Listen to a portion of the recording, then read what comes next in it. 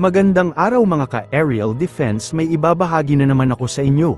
Dahil ngayong araw na ito ay may pag-uusapan tayo tungkol sa depensa, PNP Maritime Command, tutulong na rin sa West Philippine Sea, pero bago tayo magpatuloy huwag mo muna kalimutan mag-like, share and subscribe, manatiling nakatutok sa aming channel para updated ka sa balitang militar at West Philippine Sea. Naniniwala si Senate Majority Leader Francis Tolentino, na panahon na para palakasin ang Maritime Command ng Philippine National Police, bilang bahagi ng pagsisikap ng bansa na igiit ang mga karapatan at jurisdiksyon nito sa maritime domain nito, partikular sa West Philippine Sea. Sa kanyang pagsasalita sa harap ng mga opisyal at kedete ng PNP sa Camp General Mariano Castaneda sa Silang Cavite, ipinahayag ni Tolentino ang kanyang buong suporta upang palakasin ang istruktura at kakayahan ng PNP Maritime Command para tumulong sa pagpapatrolya sa ating karagatan. Darating na 2025, si Senator Tolentino po ay merong dalawang programa na sa palagay ko ay mag-iiwan ng malalim na tatak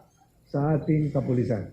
Una, atin pong palalakasin ang PNP Maritime Command. Magkakaroon po ng mga regional headquarters sa Luzon, sa Mindoro Oriental, sa Visayas, sa lalawigan ng Cebu, at sa Mindanao, sa lalawigan ng Sulu.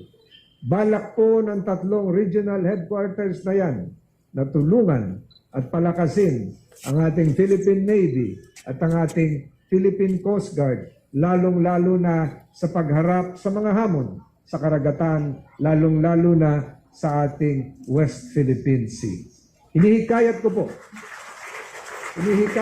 po ang ating Corps of Professors o mga professor natin, ang ating Dean of Academics, na gawing bahagi, bagamat sa isang maliit na symposium o kaya ay elective, ang bagong dalawang batas na sinulat ni Senator Tolentino, ang Philippine Maritime Zones Law at ang ating Archipelagic Sea Lanes Law, na sa palagay ko po ang pinakamahalagang batas na nalagdaan ng isang Pangulo sa loob ng 3 dekada. Sana po ay mahiging bahagi ito ng inyong curriculum nang sa ganun po ang ating mga kadete na magiging mga opisyal ng kapulisan ay malaman sa maagang edad ang kahalagahan po nito at kung paano protektahan ang ating karagatan at ang integridad at soberenya ng ating bansa.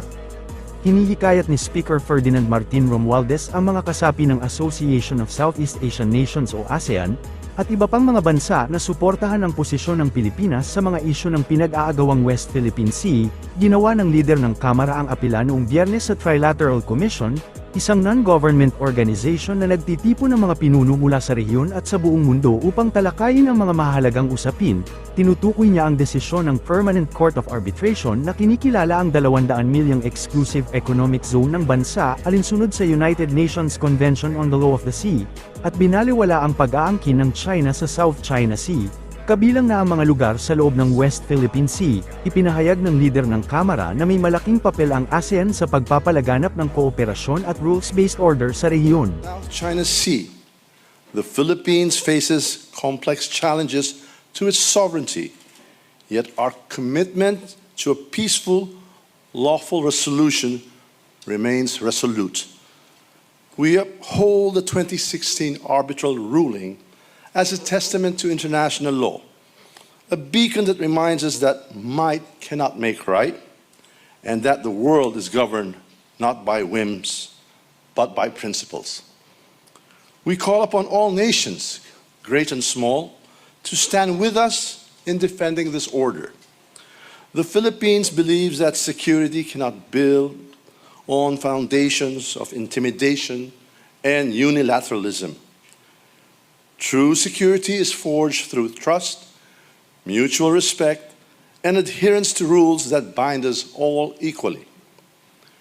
In this, ASEAN plays a central role, and it is our hope that the Indo-Pacific becomes a region where cooperation prevails over confrontation, where nations build not barriers but bridges, and where peace is a shared inheritance of all. Para sa mas madaming update tungkol sa ating depensa, paki-follow at like muna ng aming page na nasa description na ang link. Huwag mo na rin kalimutan mag-like, share and subscribe. Pindutin mo na rin ang bell para updated kayo sa aking mga bagong video. Maraming salamat po.